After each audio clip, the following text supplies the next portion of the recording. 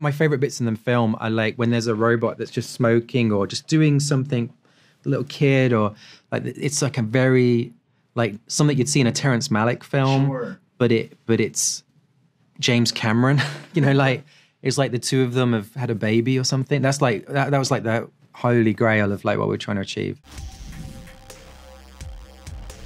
Gareth, holy shit, man. I walked out of that movie and it's still hanging with me. The creator is phenomenal. I feel like sci-fi is at its best when it has a message, and this really feels like a cautionary tale, especially the way the United States government kind of handles things in the movie. My first question for you is, did you take anything from the real world inspiration to kind of form what the United States and the government is in The Creator? I mean, it was trying to keep it simple, and I guess there's real world things you can't help but talk about when you go, well, it's kind of, everything's like, like it's like that situation, but with AI. You know what I mean? And so there was a lot of quick references in terms of conflicts and things like that in the world. But it didn't have a political agenda. Sure. It was, if anything, it was the reason the divide happened like that is because I'd gone to Asia on, do you know Jordan Vogt-Roberts, who directed Skull Island? Yeah. So he's like the Peter Jackson of Vietnam. He's like really famous over there. And he's like, you got to go to Vietnam. I ended up going over there with him. And I wanted to do this robot movie. So I spent the whole time I was there, I didn't tell anyone, but I was just like picturing everybody as a robot. And there's something about, you see a monk go into a temple and you just picture them like a robot monk. And you just go, oh my God, I've not seen that before. What is that? What's that monk doing? What's going on here? And I got fascinated in that visual, and I ended up like trying to create this weird hybrid between like a film like Apocalypse Now and Blade Runner or something.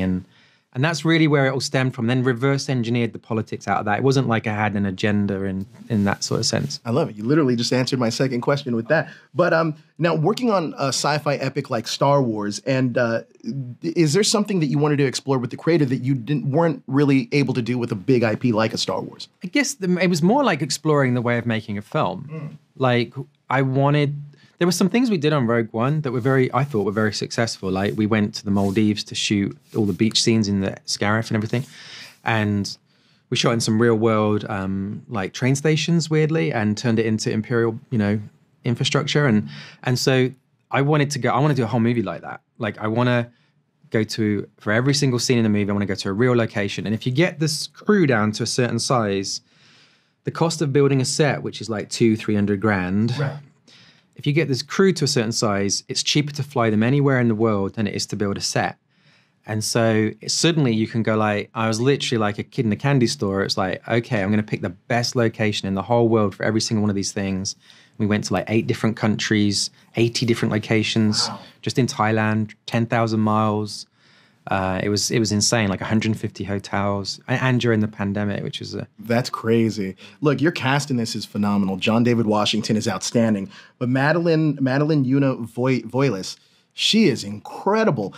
When was it during the audition process that you knew that this was Alfie? I hate movies with little kids in them. Like they tend, 97% of them are really annoying. And I was like, we can't be one of those films. You know what I mean? Like, I don't want to make one of those movies. I don't like watching them myself. Sure. We need to have the right kid house. We should forget it. And she came in. She was the first kid we ever auditioned. I met with a whole bunch of parents and kids, and she did this scene, and we were near tears, and we stopped, and I was like, hang on, this is too good to be true. And I thought maybe the mum whispered some stuff to her just before she came in the room and got her upset. And I don't know why, I just thought there's no way this can be happening. So then I was like, can we just try something else? And we did a different scene. I made something up, and she did it just even better. And she left the room, and we just looked at each other and went, why are we carrying on? Like this is her, right? And then I was paranoid the whole time she wouldn't be able to come to Thailand and shoot the movie, or like it felt like we hit the jackpot. Yeah, I mean, she has to be in the Oscar discussion, in my opinion. She knocks it out of the park in this film. Now, when developing this film, were you conscious of diverging from more dangerous AI-centric films like Terminator's take on AI? Yeah, I mean, I can't do a film like this and not I love the Terminator. And And so you're standing on the shoulders of giants, right? We're making a film about AI. And so I think the thing I was really interested in doing that felt what we could bring to the table was how human everyone was. Sure. Like, and what's funny is actors turn up on set and they've got to do a robot, and they're like, so is the robot like, how does it move? Is it, does it talk like, and you're, no, forget, you're not a robot, you're a human. They think they're human. Right. Like, don't pretend it's not a sci-fi movie. And by the end, I stopped telling people if they were AI or not, because I didn't want them to behave differently. Right. Like, I wanted it to be completely natural. And the great thing about Industrial Light and Magic is that we were able to wait until post-production, and that we didn't have those silly suits with all the dots. And so we could basically watch the movie and go, make him a robot, make that person AI, make that, And my favorite bits in the film are like when there's a robot that's just smoking or just doing something, a little kid, or like it's like a very like something you'd see in a Terrence Malick film, Sure. but it's James Cameron, like it's like the two of them have had a baby or something. That's like that was like the holy grail of like what we're trying to achieve. When I walked out of this film, it just hits different. I can only imagine like walking out of something like A New Hope, because I feel like that's how I felt walking out of The Creator, where it just hit me in a different kind of way. Did you develop The Creator to be its own standalone film, or are there other parts of the world you'd like to explore more in future films, or anything maybe you didn't touch on in this film? Because it's like a little over 2 hours, and I looked at my watch and time flew by. Like the pacing of this movie is perfect too. Oh, thank you.